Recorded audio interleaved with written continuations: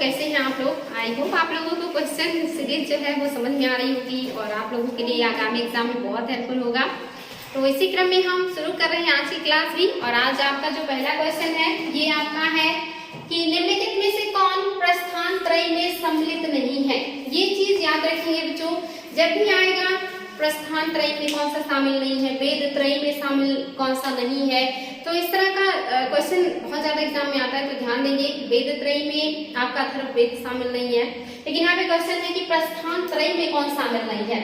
इसके अलावा जो आपका आश्रम है, जैसे आप जानते हैं ब्रह्मचर्य होता है, गृहस्थ होता है, वानप्रस्थ होता है और संन्यास। तो अगर आश्रम त्रय में आए तो इसमें संन्यास आश्रम जो है वो शामिल नहीं है। इसको याद रखेंगे। हमेशा जो बाद का होता है उसको हटा दिया जाता है, यानी कि शुरुआत के जो 3 है वो त्रय में शामिल होते हैं और लास्ट का जो आता है वो हटा दिया जाता है। तो यहाँ पे जो आपका क्वेश्चन है प्रस्थान त्रय में कौन शामिल नहीं है। पहला है भगवत गीता, दूसरा है भगवत, तीसरा है उपनिषद और चौथा है ब्रह्मसूत्र। तो बताइए बच्चों इसमें कौन है जो प्रस्थान त्रय में शामिल नहीं है। बहुत ही इंपॉर्टेंट क्वेश्चन है, एग्जाम में आया भी है और आगे भी आने की संभावनाएं हैं। तो आपको पता है इसमें भगवत गीता शामिल है, उपनिषद भी है और आपका ब्रह्मसूत्र भी है। इसमें जो आपका भागवत है ये प्रस्थान त्रय में शामिल नहीं है। तो आगे से ये चीज आप लोगों को याद रहे। नेक्स्ट क्वेश्चन है निम्नलिखित में से कौन पूर्व वैदिक युग का प्रमुख खाद्यान्न था। यानी कि वैदिक काल के पहले, पूर्व वैदिक मीन्स वैदिक काल के पहले और उत्तर वैदिक मीन्स वैदिक काल के बाद। तो पूर्व वैदिक यानी कि वैदिक काल के पहले इंसानों का या जो मनुष्य था उसका सबसे महत्वपूर्ण खाद्य या भोजन क्या था। तो ऑप्शन में है आपके पास गेहूं, दूसरा ऑप्शन है जौ, तीसरा ऑप्शन है चावल, चौथा ऑप्शन है चना। तो आपको बताना है इसमें से कौन सा खाद्यान्न है जो वैदिक काल के पहले इंसान का मुख्य भोजन हुआ करता था। तो आई होप आपको आंसर पता होगा, बहुत आसान है और इस पर बहुत बार डिस्कशन भी हो चुका है कि जौ जो है ये इसके पहले लोगों का महत्वपूर्ण भोजन था, उसके बाद जो है वो गेहूं है जो उनके लिए महत्वपूर्ण था। आर्यों के महत्वपूर्ण भोजन में भी जौ महत्वपूर्ण स्थान रखता था या सबसे महत्वपूर्ण था उनके लिए। तो यहाँ पे आपका जो जौ है ये सही हो जाएगा। नेक्स्ट है छांदोग्य उपनिषद का संबंध किस वेद या संहिता से है। इंपॉर्टेंट है छांदोग्य उपनिषद, ये एग्जाम में बहुत ज्यादा आता है। छांदोग्य उपनिषद ये किससे संबंधित है। तो आपके पास ऑप्शन है कि ये ऋग्वेद का है या ये सामवेद से संबंधित है या ये यजुर्वेद से संबंधित है या ये अथर्ववेद से संबंधित है। तो इसके पहले मैंने आपको वेद पढ़ाते हुए जितने भी ब्राह्मण हैं, पुरोहित हैं, उपनिषद है, आरण्यक है, वो सारी चीजें मैंने बहुत डिटेल में बताई है, वही बाय डायग्राम बताया है। तो आई होप आपको याद होगा कि जो छांदोग्य उपनिषद है ये आपका सामवेद से संबंधित है और जो सामवेद है ये गायन से संबंधित है, यानी कि जो हमारे संगीत का सबसे पुराना जो आधार है वो सामवेद है, यहीं से संगीत का उद्भव हुआ है। इसके अलावा नेक्स्ट है आपका उपनिषदों का जो है प्रतिपाद्य या प्रतिपाद्य विषय क्या है, यानी कि कौन सा विषय है जो उपनिषदों का है। तो इसमें आपके पास ऑप्शन है धार्मिक, क्या उपनिषदों का जो विषय है वो धार्मिक है, दूसरा है राजनैतिक, तीसरा है सामाजिक और चौथा है दार्शनिक। ये एग्जाम में बहुत ज्यादा आता है कि उपनिषद किससे संबंधित है। तो ये तो बहुत आसान है, आपको पता है कि उपनिषद धार्मिक नहीं है, क्योंकि जितनी भी धार्मिक ग्रंथ है उसमें जो भी गलत बातें की गई हैं उन्हीं का खंडन करता है उपनिषद और इसमें बहुत यथार्थ बातें करने की कोशिश की गई है। जैसे आपने देखा था कि जो वेद है वो टूटी हुई नौका के समान है, ये मुंडकोपनिषद में कहा गया है। गार्गी और याज्ञवल्क्य का संवाद जो है बृहदारण्यक उपनिषद में है। नचिकेता और जो यम है उनका संवाद जो सही बातों पे है ये आपका जो है कठोपनिषद में है। और आपका इसके अलावा एक और भी है जिसमें चारों आश्रमों का पहली बार वर्णन मिलता है, ये आप लोग बताएंगे कमेंट बॉक्स में। कल की क्लास में मैंने ये डिस्कस किया था, बहुत इंपॉर्टेंट है। तो ऐसे ही उपनिषद जो है ये बहुत अच्छे सब्जेक्ट के ऊपर है, ये दर्शन के ऊपर है, यहाँ पर बहुत ज्यादा वाद विवाद किया गया है, दार्शनिकों की बातें हैं, लोगों का संवाद है। तो ये आपका क्या है दार्शनिक विषय है या दर्शन विषय पर आधारित होता है आपका उपनिषद, जो कि बहुत इंपॉर्टेंट है। और टोटल 106 उपनिषद है जिसमें जो 12 उपनिषद है वो सबसे ज्यादा महत्वपूर्ण है या जिनमें ज्यादा अच्छी बातें की गई हैं। नेक्स्ट जो है आपका क्वेश्चन है जब महाभारत 1 लाख श्लोक का हो गया या जब महाभारत में 1 लाख श्लोक जोड़ दिए गए तो वो किस नाम से जाना गया। तो ये आपको पता होना चाहिए कि जो महाभारत का मूल नाम है वो जय संहिता है, यानी कि जब जो ये महाभारत है जब इसमें 8800 श्लोक थे तब इसको जय संहिता कहा जाता था। इंपॉर्टेंट है, ध्यान देंगे इसमें 8000 जो है 8 8,800 श्लोक थे, तब ये जय संहिता कहलाता था। और जब इसमें 24,000 श्लोक हो गए थे तब ये भारत कहलाता था, भारत। और जब इसमें 1,00,000 श्लोक हो गए तब ये महाभारत कहलाता था। और महाभारत को और किस नाम से जाना जाता है, तो ये आपका जो सही हो जाएगा ये सप्तसहस्त्री संहिता, यानी कि जिसमें 1,00,000 श्लोक हो गए जब महाभारत में, तो इसे सप्तसहस्त्री संहिता के नाम से जाना गया। तो इम्पोर्टेंट है ये भारत कब कहा गया, ये महाभारत कब कहा गया और ये जय संहिता कब कहा जाता था। तो इसका जो मूल नाम है, जो प्राथमिक नाम है वो जय संहिता ही है। एग्जाम में क्वेश्चन आ सकता है कि महाभारत का मूल नाम या प्राथमिक नाम क्या है, तो जय संहिता। नेक्स्ट है बच्चों आपका ऋग्वैदिक काल में सदा नीरा नाम से किस नदी को जाना गया था। नदियों के बारे में मैंने बहुत डिटेल में बताया था आपको वैदिक काल में, तो बताएंगे। ऑप्शन में है गंगा, दूसरा ऑप्शन है सतलज, तीसरा ऑप्शन है सिंधु, चौथा ऑप्शन है गंडक। बताएंगे कौन सी नदी को सदा नीरा के नाम से जाना जाता है। नदियों का इतिहास मैंने बहुत अच्छे से पढ़ाया था और वहां पे मैंने आपको बताया था कि जो सतलज है, इसे सतलज को वैदिक काल में सतुद्री कहा जाता था, सतुद्री। जो आपका रावी था इसको पारुष्णी के नाम से जाना जाता था, पारुष्णी। और जो आपका व्यास था इसको विपाशा के नाम से जाना जाता था, विपाशा। और आपका जो इसके अलावा आपका जो झेलम है इसे वितस्ता के नाम से जाना जाता था, झेलम, वितस्ता, वितस्ता के नाम से जाना जाता था। इसके अलावा आपका जो चिनाव है इसको अस्किनी के नाम से जाना जाता था उस समय, चिनाव, चिनाव को अस्किनी कहा जाता था, अस्किनी। इंपॉर्टेंट है, जो ध्यान देंगे। मैंने बताया था कि जो आपका नर्मदा नदी है उसे उस समय रेवा के नाम से जाना जाता था, रेवा। और सदा नीरा यानी कि जिसमें हमेशा पानी रहे वो किसका नाम है, तो ये गंडक का नाम है। जो आपका गंडक है जो बिहार में है, ये इसको उस समय सदा नीरा के नाम से जाना जाता था। तो ये बहुत ज्यादा आती है। सरस्वती को उस समय घग्गर के नाम से जाना जाता था, ये भी याद रखेंगे। तो इम्पोर्टेंट है बच्चों, ये नदियों के वैदिक कालीन नाम है। इसके अलावा अफगानिस्तान से 2 नदियां आती थी, कुंभा और क्रुमु, जिनको काबुल के नाम से, और जो है एक जो है कुंभा था जिसको काबुल के नाम से जाना जाता था, और जो क्रुमु था इसे कुर्रम के नाम से जाना जाता था। गोमल जो है पाकिस्तान से आती थी, स्वात या सुवास्तु नदी भी पाकिस्तान से आती थी, जो सिंधु नदी में दाहिने तट से मिलती थी। ये नदियों के बारे में मैंने डिटेल से बताया था कि कौन सी नदी दाएं तट से मिलती है, कौन सी बाएं तट से मिलती है, कौन सी नदी का क्या नाम था उस समय और इस समय किस नाम से जाना जाता है। तो ये उनका इतिहास है और इसमें आपका जो सही आंसर हो जाएगा वो आपका हो जाएगा गंडक। इसी को सदा नीरा के नाम से जाना जाता था। नेक्स्ट जो है आपका जैन परंपरा के अनुसार बाहुबली किस तीर्थंकर के पुत्र थे। इसमें आपको पता है कि 24 तीर्थंकरों का इतिहास है जैन धर्म में, और जिसमें संस्थापक जो है वो ऋषभदेव है और जो सबसे लास्ट है वो महावीर है। लेकिन यहाँ पे पूछ रहा है कि किस तीर्थंकर के पुत्र थे बाहुबली। तो आपके पास ऑप्शन है ऋषभदेव, दूसरा ऑप्शन है पार्श्वनाथ, तीसरा ऑप्शन है महावीर और चौथा ऑप्शन है नेमिनाथ। बहुत ही आसान क्वेश्चन है बच्चों, आप लोगों को आई होप पता भी होगा या नहीं पता होगा तो जान लीजिए। इसका जो आंसर है ऋषभदेव हो जाएगा। इन्हीं के पुत्र का नाम था बाहुबली और इन्हीं के नाम पे आप जानते हैं श्रवण बेलगोला में एक अभिषेक होता है, जहाँ पे उन्हें 12 वर्षों पे एक बार उनका अभिषेक किया जाता है और बड़ी मात्रा में दूध और इस तरह की चीजों से उनको जो अभिषिक्त किया जाता है। ये बहुत बड़ी मूर्ति है जिसको चामुंडराय द्वितीय ने बनवाया था श्रवण बेलगोला में, बाहुबली की मूर्ति। और ये बाहुबली ऋषभदेव के पुत्र हैं जो श्रवण बेलगोला में इनकी मूर्ति पाई जाती है। एग्जाम में क्वेश्चन आता है कि बाहुबली की मूर्ति या प्रतिमा कहाँ है, श्रवण बेलगोला में है। किसने बनाया था, चामुंडराय द्वितीय ने बनाया था। किसके पुत्र हैं, ये ऋषभदेव के हैं जो जैन धर्म के संस्थापक माने जाते हैं। इतने सारे पॉइंट आपके क्लियर हो गए होंगे। नेक्स्ट है पार्श्वनाथ द्वारा उपदिष्ट चतुर्याम में सम्मिलित नहीं था, यानी कि 4 चीजों का उन्होंने जो है प्रतिपादन किया था, लेकिन इनमें से कोई एक चीज है जो उसमें शामिल नहीं था। ये नेट के भी एग्जाम में आ चुका है, तो आप समझ सकते हैं कि कितना महत्वपूर्ण क्वेश्चन है। पहला ऑप्शन है ब्रह्मचर्य, दूसरा ऑप्शन है सत्य, तीसरा ऑप्शन है अहिंसा, चौथा ऑप्शन है अपरिग्रह और पांचवा ऑप्शन है आस्तेय। यहाँ पे 5 है, इसमें से कोई एक है जो शामिल नहीं था उनके चतुर्याम में। तो आई होप आपको पता होगा ये जो 5वां है ये महावीर स्वामी ने जोड़ा था। ये भी एग्जाम में आता है कि 5वां किसने जोड़ा था, फिर तो ये महावीर स्वामी ने जोड़ा था। ये 5वां क्या है, ब्रह्मचर्य। ये 5वां है जो ब्रह्मचर्य है, ये महावीर स्वामी ने जोड़ा था।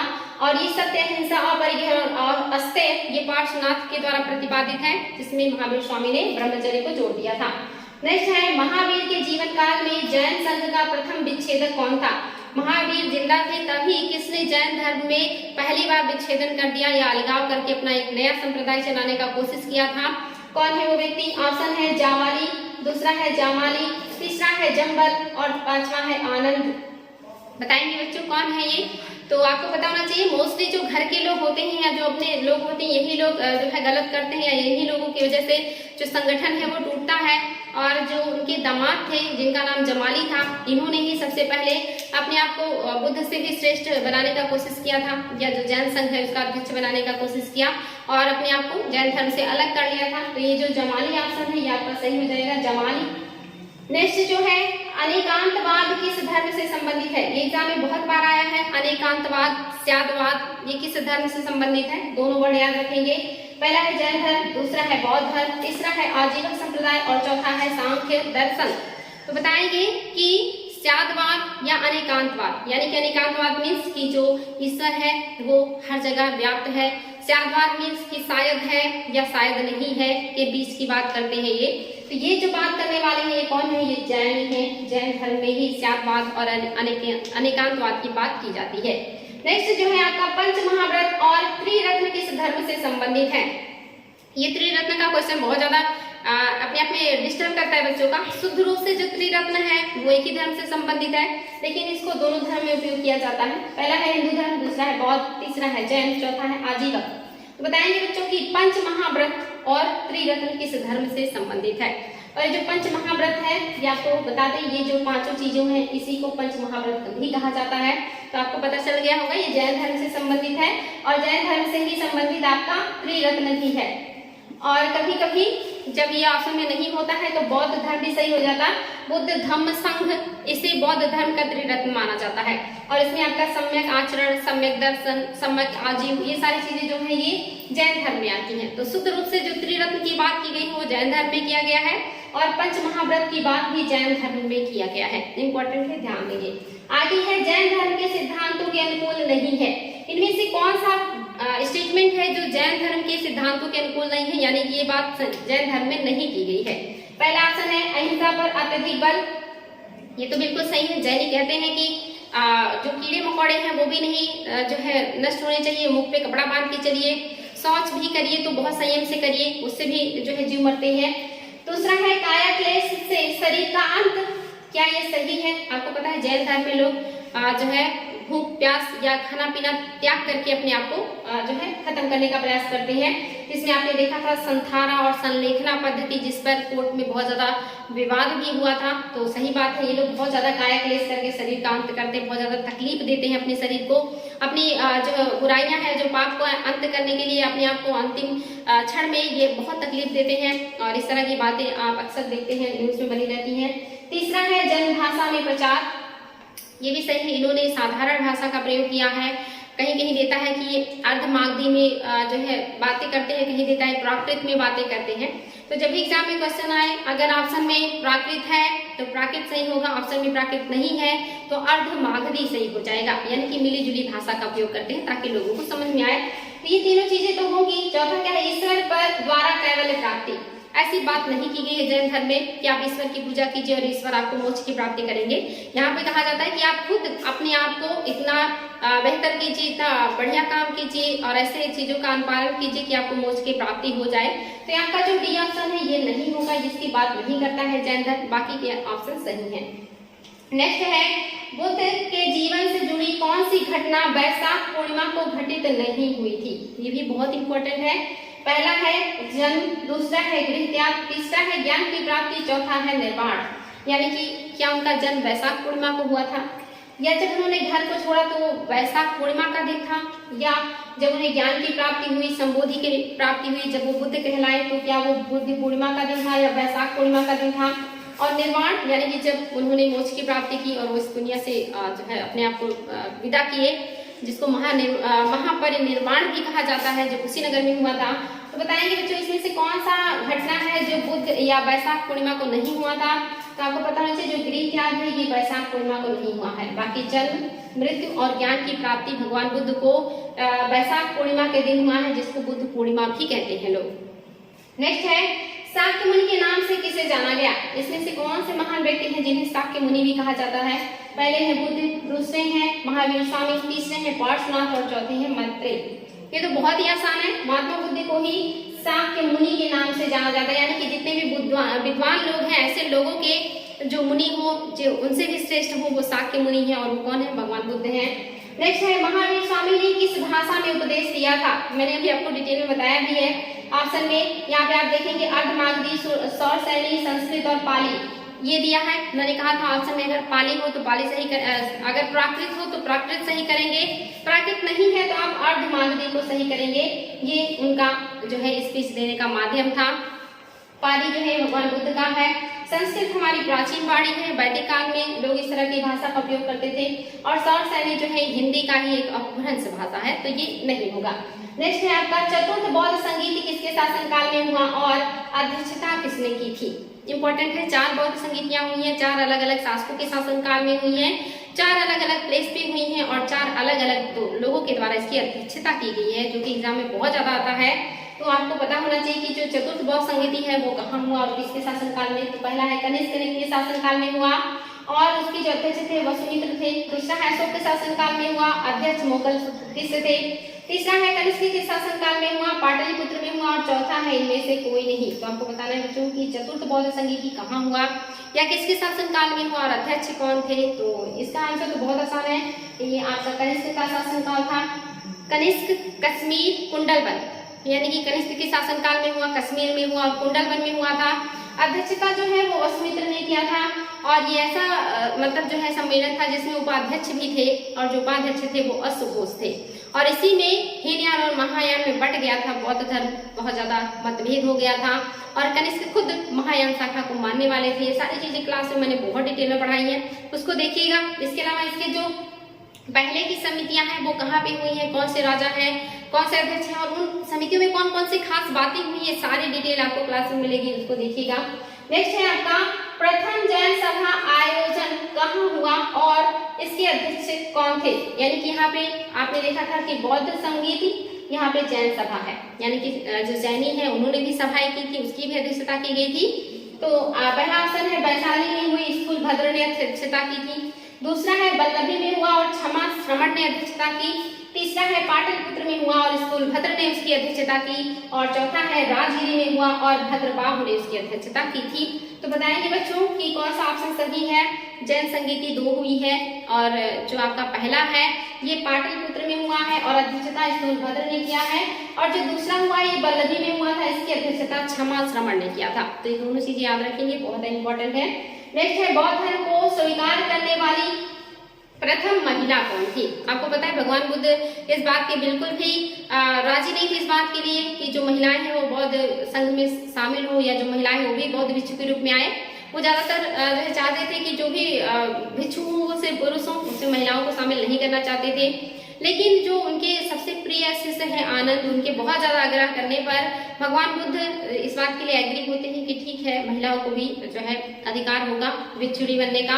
और जो पहली भिक्षुणी है वो कौन बनी थी? तो आप जानते हैं उनकी माता की मृत्यु के बाद उनका जो पालन पोषण किया था उनकी मौसी प्रजापति गौतमी ने किया था और यही पहली बौद्ध भिक्षुणी थी।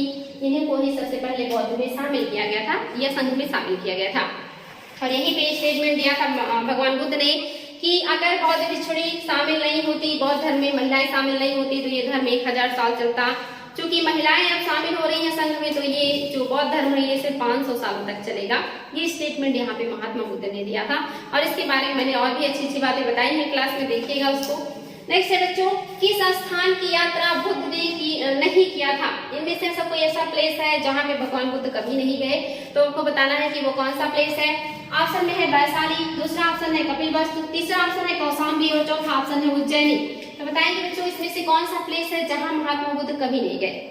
मैंने क्लास में पूरा डिटेल बताया है कि कहाँ कहाँ गए और सीक्वेंस भी बताया है कि सबसे पहले कहाँ गए, उसके बाद कहाँ गए हैं, तो ये आपको पता होना चाहिए।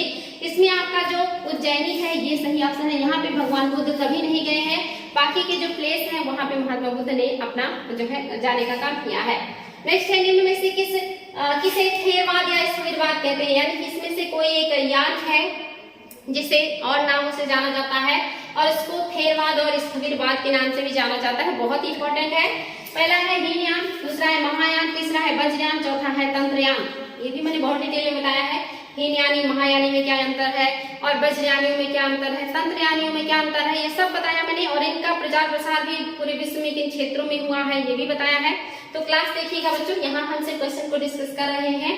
तो आपको बताना है कि कौन है जिनको स्थविरवादी और थेरवादी भी कहा जाता है। तो ये हीनयानी है, इन्हीं को थेरवादी और स्थविरवादी भी कहा जाता है। नेक्स्ट है आपका, जैन धर्म के किस तीर्थंकर ने सर्वथा वस्त्र त्याग का आदेश दिया। किस तीर्थंकर ने कहा कि वस्त्र धारण बिल्कुल भी नहीं करना है, क्योंकि वो भी अपरिग्रह के नियमों के खिलाफ है। आप धन का संचय करेंगे, अपने लिए कपड़ा रखेंगे, वस्त्र रखेंगे, तो इसका मतलब धन का संचय करेंगे, और धन का संचय बौद्ध भिक्षुओं के लिए जो है अपरिहार्य है। तो कौन कहेंगे ऐसा? ऑप्शन में है ऋषभदेव, दूसरे ऑप्शन है नेमिनाथ, और आपका तीसरा ऑप्शन है पार्श्वनाथ, चौथा ऑप्शन है महावीर स्वामी। तो आपको पता होना चाहिए जैन धर्म के वास्तविक जो संस्थापक है महावीर स्वामी है, और इन्होंने ही इस बात की घोषणा की थी कि वस्त्र धारण नहीं करना है। और महावीर स्वामी खुद जो है हर जगह जो है जहां भी उनकी मूर्तियां मिलेंगी आपको देखेंगे कि उनके ऊपर वस्त्र नहीं पाए जाते, जबकि महात्मा बुद्ध है उनको वस्त्रों में दिखाया जाता है। आप गांधार कला में देखेंगे तो उन्हें बहुत खूबसूरत जो है इसमें बनाया जाता है, जहाँ पे उनके ऊपर सिलवटे युक्त वस्त्र होंगे, बाल होंगे घुघराले, तेज युक्त पीछे से आभा मंडल होगा, और बहुत खूबसूरती से उनको बनाया जाता है। वो गांधार कला में बनी हुई उनकी मूर्तियां हैं।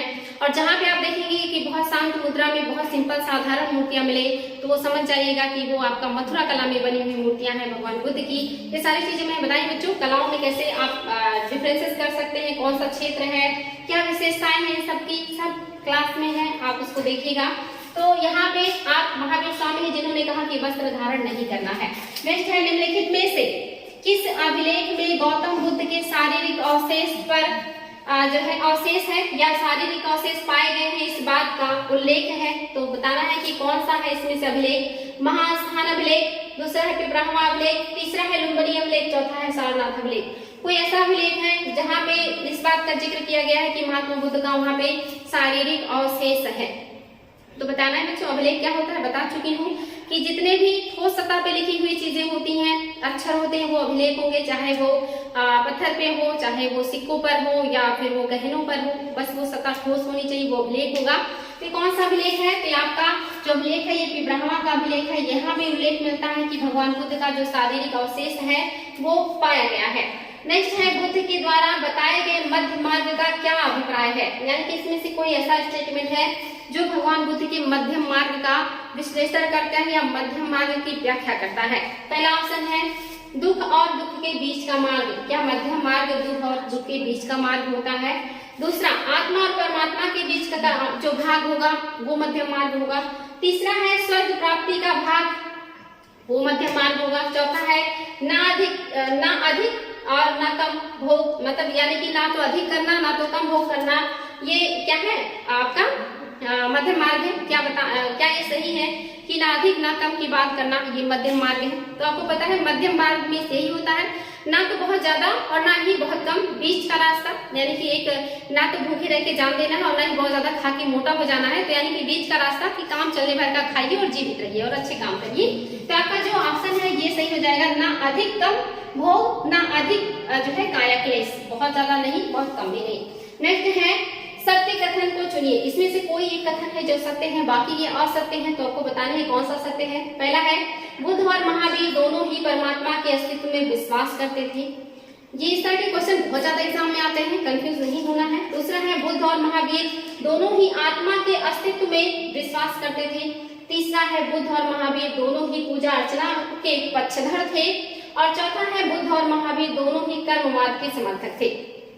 तो आपको पता है अच्छी चीजों का ही समर्थन हमेशा महापुरुष करते हैं।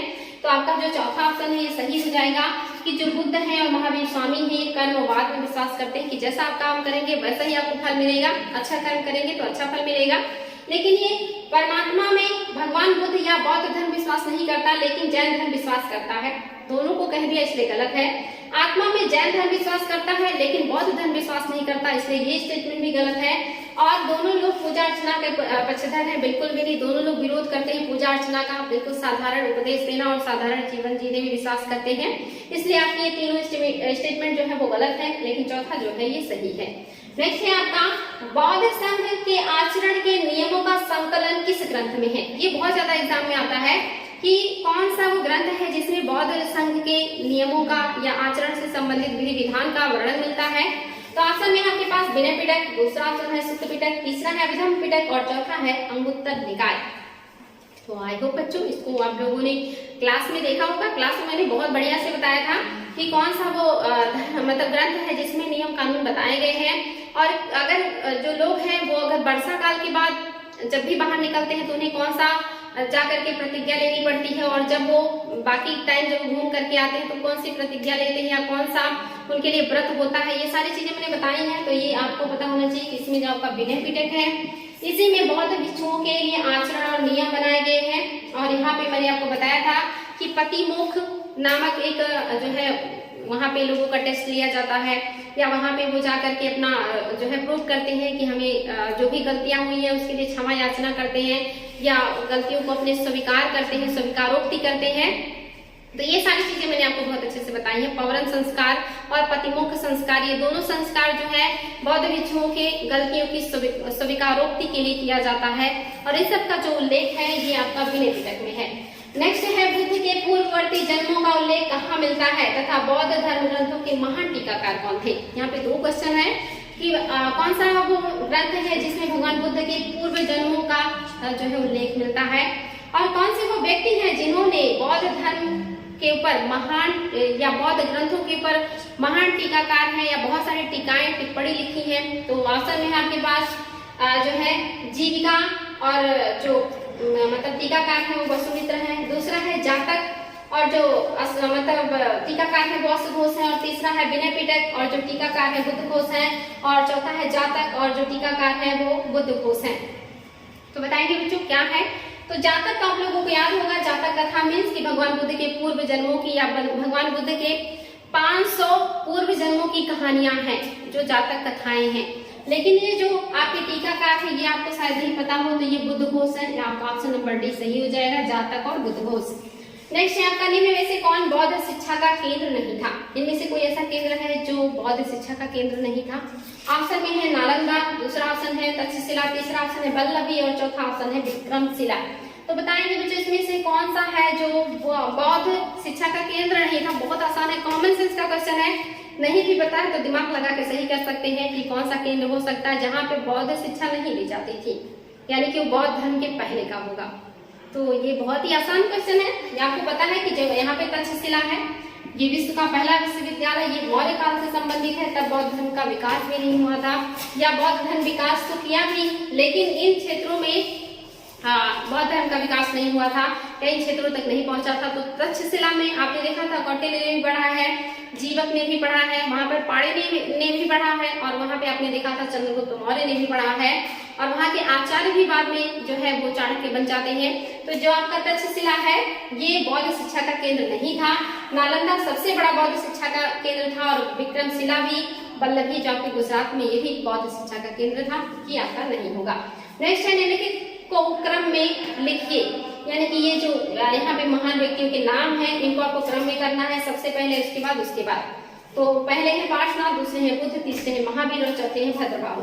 ऑप्शन है, ऑप्शन नंबर ए में है 1 2 3 4, ऑप्शन नंबर बी में है 1 3 2 4, ऑप्शन नंबर सी में है 4 3 2 1, और ऑप्शन नंबर डी में है 2 3 4 1। इस तरह के क्वेश्चन भी बहुत ज्यादा आते हैं, तो आपको बताना है कि सबसे पहले उसके बाद कौन आएंगे। आसान है, बहुत आसान है। आपको पता है सबसे पहले कौन आएंगे, महावीर स्वामी जो है 24वें हैं, और उनके पहले जो 23वें हैं वो पार्श्वनाथ है, ये 23वें हैं, और ये आपके 24वें हैं, यानी कि ये पहले आएंगे उसके बाद ही आएंगे।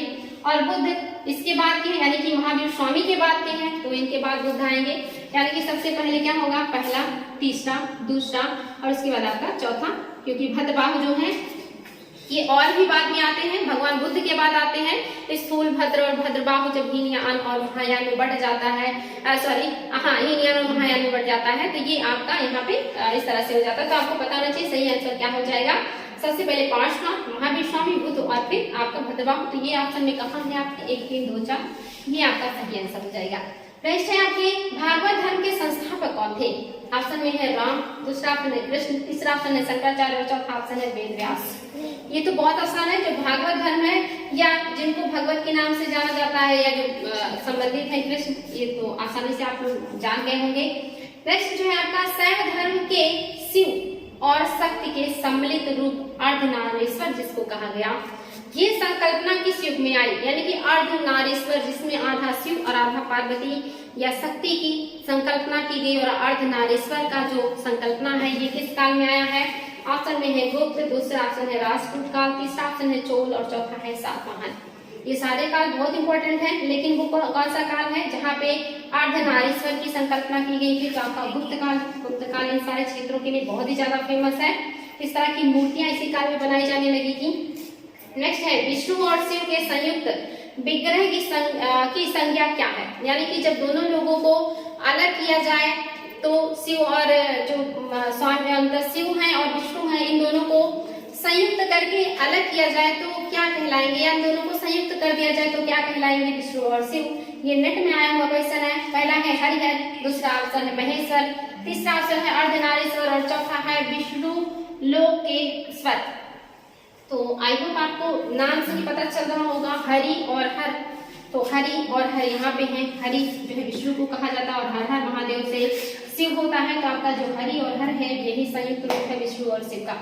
नेक्स्ट है नवधा भक्ति की संकल्पना किस धर्म का एक महत्वपूर्ण संस्कार है? नवधा भक्ति की जो संकल्पना है वो किस धर्म से जुड़ा है? पहला है जैन, दूसरा है वैष्णव धर्म, तीसरा है शैव धर्म, चौथा है शाक्त धर्म। शाक्त धर्म आपका सबसे प्राचीन धर्म है अगर आप विश्वास करते हैं इसमें, क्योंकि जो शक्ति की मूर्ति मिली है, जो कि मैंने बताया था आपको, हड्डी की मूर्ति जो मिली है शक्ति की, ये आपके लोहदा नाला से मिला है। तो इसलिए माना जाता है शाक्त धर्म की जो स्थापना है सबसे पहले से। उसके बाद शैव धर्म को माना जाता है क्योंकि सिंधु घाटी सभ्यता में जो है भगवान शिव का कल्पना किया गया है कि वहीं से ही आदि शिव या पशुपति शिव की संकल्पना आई थी। आपको बताना है कि नवधा शक्ति की संकल्पना, नवधा भक्ति, तो ये आपका वैष्णव धर्म से संबंधित है। नवधा भक्ति की जो संकल्पना वो किस धर्म से संबंधित है? वैष्णव धर्म से। नेक्स्ट है भगवान बुद्ध ने अंतिम उपदेश किसे दिया था? एग्जाम में आ चुका बच्चों कि भगवान बुद्ध ने अपना अंतिम उपदेश किस व्यक्ति को दिया था? पहला उपदेश किसे दिया था? तो अपने उन्हीं 5 ब्राह्मण साथियों को दिया था जो उन्हें छोड़ करके जो है बोध गया से चले गए थे। उन्हीं को उन्होंने सारनाथ में, जिसे ऋषि पत्तनम या मृगदाव भी कहा जाता है, वहां पे पहला स्पीच दिया था। लेकिन अपना लास्ट स्पीच उन्होंने किसे दिया था? ऑप्शन में है आनंद, दूसरा है सुबद्धु, तीसरा है उपाली, चौथा है चुंद। तो आपको बताना है कि इसमें से कौन वो व्यक्ति है जो अंतिम उपदेश महात्मा बुद्ध का सुना है। तो आपका सही आंसर क्या हो जाएगा? सुबंधु। इन्हें ही अंतिम उपदेश दिया था भगवान बुद्ध ने।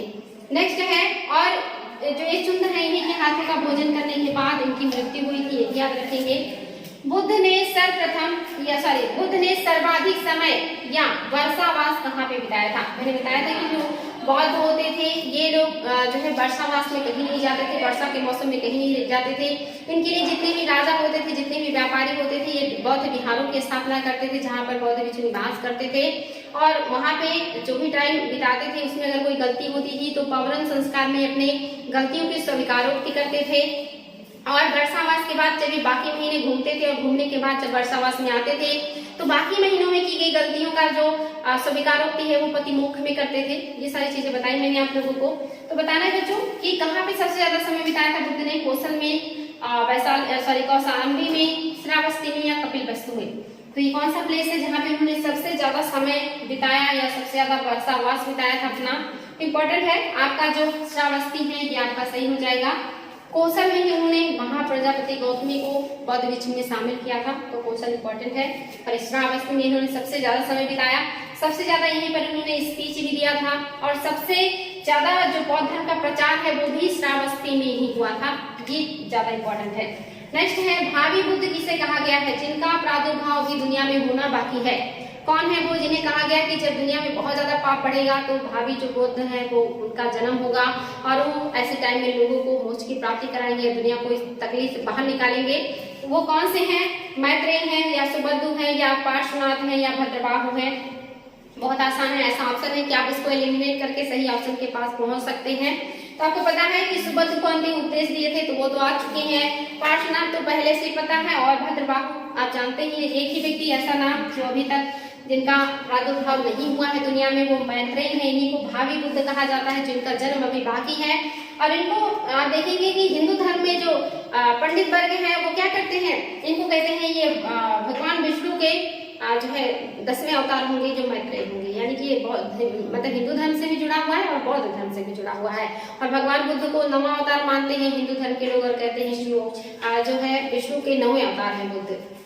नेक्स्ट जो क्वेश्चन है आपका लास्ट क्वेश्चन है, कौन सी जो है समानता बौद्ध एवं जैन दोनों में पाया जाता है। ये भी बहुत इंपॉर्टेंट है बच्चों कि कौन से ऐसा स्टेटमेंट है जो दोनों धर्मों में पाया जाता है। तो पहला है वेदों के अपौरुषेयता में विश्वास नहीं, यानी कि ये लोग नहीं मानते हैं, जैन बौद्ध नहीं मानते हैं कि जो वेद है वो ईश्वर ने लिखा है। दूसरा है आत्मा की अमरता में दोनों का विश्वास था, यानी कि दोनों लोग जैन बौद्ध दोनों मानते हैं कि आत्मा जो है वो अमर है। तीसरा है ईश्वर में दोनों विश्वास करते थे, यानी कि जैन और बौद्ध दोनों ईश्वर में विश्वास करते हैं। और चौथा है उपयुक्त सभी सही हैं। तो आपको बताना है बच्चों कि कौन सा आपका जो है सही है इसमें से। तो उपयुक्त सभी तो होगा नहीं, क्योंकि इसके पहले के स्टेटमेंट में मैंने चीज क्लियर कर दिया था आपको कि आत्मा में जैन धर्म विश्वास करता है लेकिन बौद्ध विश्वास नहीं करता। ईश्वर में जैन धर्म विश्वास करता है लेकिन बौद्ध विश्वास नहीं करता। बौद्ध जो है वो सर्व जो है एक तरीके से कहते हैं कि जो एक विधान है, जो नियम कानून है, जो प्रकृति ने बनाया है उसमें विश्वास करता है, विधान में विश्वास करता है, लेकिन ईश्वर में विश्वास नहीं करता बौद्ध। तो आपका ये हो नहीं सकता, इसमें दोनों में अंतर है। ये सही है, वेदों की अपौरुषेयता में दोनों विश्वास नहीं करते, यानी कि बौद्ध और जैन दोनों कहते हैं कि जो वेद है वो किसी देवता ने नहीं लिखा है। ये सब गलत बातें हैं। तो आई होप आपको आज का क्वेश्चन समझ में आया होगा और आप लोगों के लिए बहुत हेल्पफुल होगा। हमारी शुभकामनाएं आपके साथ हैं। इतना ही आज के लिए, फिर मिलेंगे नेक्स्ट डे। Thank you.